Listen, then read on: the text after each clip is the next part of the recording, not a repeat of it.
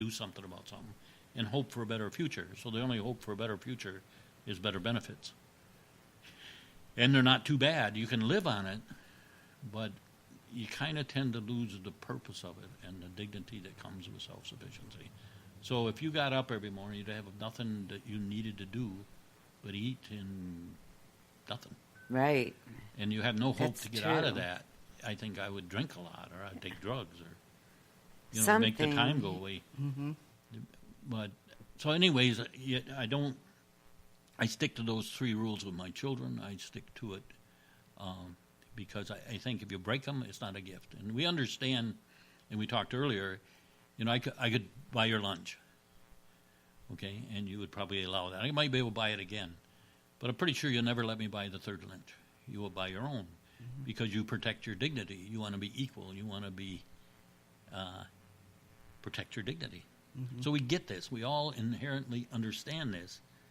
But when it's missing, how do you get it? How do you change that? And I think that's the trap. That's what we get stuck into. So the reality is, if you're in it, that is the only way you're going to get better off, is a better benefit. And because you can't see the rest, it goes on for generations. So to me, it's nothing to do with race. It's nothing to do with intelligence, nothing to do with any of that. It's just getting trapped in a very difficult situation. And then all of a sudden there's an Oprah Winfrey or a Wayne Dyer that just breaks away from all that.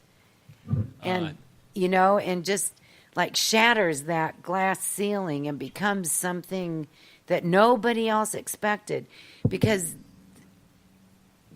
they didn't limit themselves.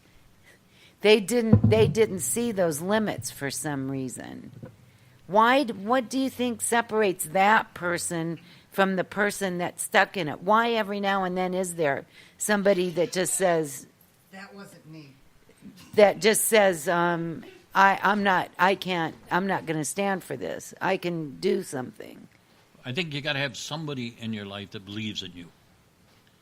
Okay, I think that you can tolerate an awful lot of bad stuff in your life if you got one person That's true. that believes in you. And I'll bet if you track that down, there was a teacher, a cousin, an uncle that believed in that person. And then that little bit gives him a sense that he can make a difference and a sense that he can hope for a better future than he has now and pursue it to the point he can pursue it.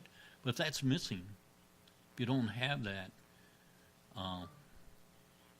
then it's really hard to do it on your own. Fortunately, I'm dyslexic. I can't read and I can't write at all, and I read very poorly. But I had a father that believed in me. Well, at least he wouldn't let me off the hook. No matter how bad I screwed up, he'd make me do it. So the message I kept hearing, you can do this. And it gave me a sense that I could do something. So I think I had somebody in my life that made that difference for me. And it can come from anywhere, but you need somebody, or it's hard to break away, that gives you hope for a better future. If you don't see it, it's really hard. Mm-hmm. So I don't think it's to do with. It's just you get entrapped in it, and you don't see a way out. But if you look at the early immigrants that come here, they believed in the American dream. Right. They didn't have any limiting beliefs. Well, they believed that this was a land of opportunity. Right. And if they went without, and they went without, they made sure their children got education because they believed that there was, this was a land of opportunity. Their kids could prosper here. So they're willing to sacrifice for that. This is different. Once you get trapped in that, you no longer believe that. Not for yourself or your children. Somebody has to believe in you. So it's hard. It's not, like I say, it's not race. It's not a matter of intelligence. It's just a matter of being poor enough somebody comes in and bails you out, and you get stuck in it. Right. So, see, the churches were different than government. The churches, they cared about your dignity. Okay, so the immigrants would come here and you'd have a Polish church and an Irish church, Right. Italian church, Right. because they supported each other. And the church would say, well, we're going to get this guy a job here, and if he fails at that, they'll get him another job. They'll do everything they can to blend him in society so he can be a contributor to society. So they cared about the whole person. When the government gets in it, they don't. Okay? They don't worry about your dignity. They don't worry about you blending into society. In fact, the expectation is you'll live in this framework forever. And that seems to be fine with people who are not living in it. So I think there's a solution. And I think I've been running into a lot of people that are doing something about that. Good. What are they doing? And that's because you're doing something about it. So, of course, you're going to run into people like that. Well, I'm more or less looking for people that are doing something because I'm not sure what to do. Okay. But the one lady wants to teach entrepreneurship from the 1st to the 6th grade. She has a whole curriculum.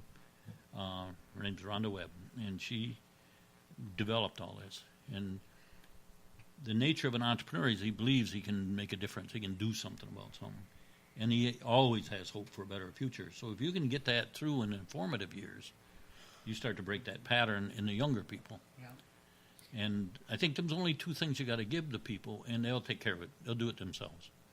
But they need that basic belief you can make a difference.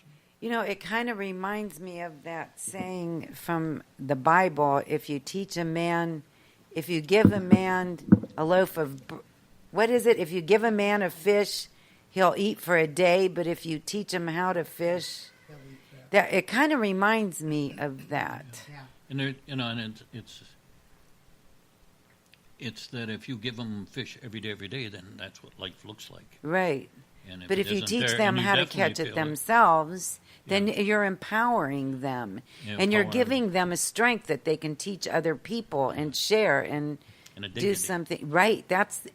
It all kind of boils down to dignity. You keep saying that. And really, that's it, isn't it?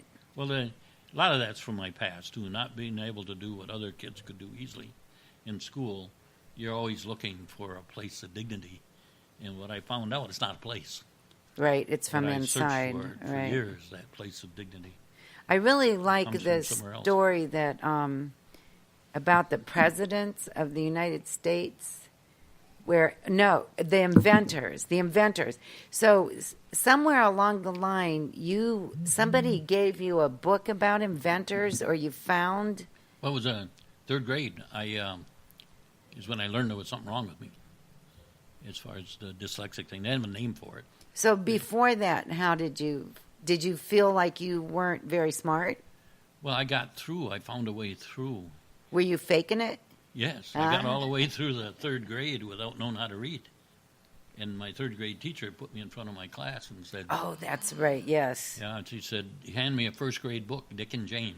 Really Yep, and Spot. Yeah, right. Spot. All right. see Spot run. Yeah, see them catch the ball, yeah. I couldn't read it. Hmm. And she wanted to know how I ever got in the 3rd grade without being able to read a 1st grade So she book. humiliated you. Yeah, and I don't hold her for that because she was my 1st grade teacher. And I think she was just frustrated that I got through and she missed it. And so she was a good teacher. She just had her moment of frustration, I think. But for me, it was devastating because all the people in my world were out in that classroom. But we studied the inventors that year. Eli Whitney and Edison, Henry Ford. And what I believed is they only had to do one thing and they were rich and famous. Mm-hmm. And I was going to do that one thing. I was going to be an inventor and I make my living off inventions. And I couldn't tell anybody that because they think I'm crazy. And they already did, They thought I wasn't very smart, neither did I. Neither did I. Yeah. So, in those early years, I knew I sure didn't want to feel that way again. I felt inferior and kind of got sick to my stomach. Cheryl from our devolution is on here. Keep talking. Do you have to handle that? Well, she said she knows the names of all those Midland places that you couldn't remember the names. Oh, okay. Can you? She wants the call-in number. Can she just call our cell phone or something? Tell them we got dead air, so I'll say something. Yeah, keep talking. Yeah, we don't want. I don't want to open. Cheryl, just text it to me or something because if I open the phone line, oh, there she is. Just message me, and because if I open the phone line, it takes away from the recording quality. I'm trying to get that fixed. So anyway. Well, anyway, there's a lot of people doing something. I lost track of where we were. What was the question? The inventors, and Oh, you yeah. only had to do one thing. Yeah, and I believe that. I found out later you had to do more than one. But I ended up, by the time I'm in my 19, early 20s, I got my first patent. And it said, U.S. Patent Office, Terry Duperon, inventor. And wow, put me right back in third grade when I committed to that. And That is so cool. I just It love beca- that story. Well, become my dream. And a dream's a vague notion. You don't know how to do it. You don't know how to get there. But you believe it can happen. Well, I tore everything apart on the farm. I didn't know how to do this. But I wanted to learn it. But with the dream, it keeps moving you forward. And eventually you get there. So through that period, though, when I didn't do well, I think you search for that place of dignity. And so that become important to me. Sure you do. And I think the thing that allowed me to overcome that is my father. My father's a hot-headed Frenchman.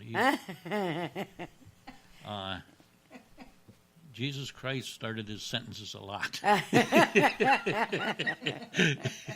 He didn't say it quite like that. But I kept screwing things up because, you're learning, and he would get so mad at me. But he never would let me off the hook. Did he know you were dyslexic? No.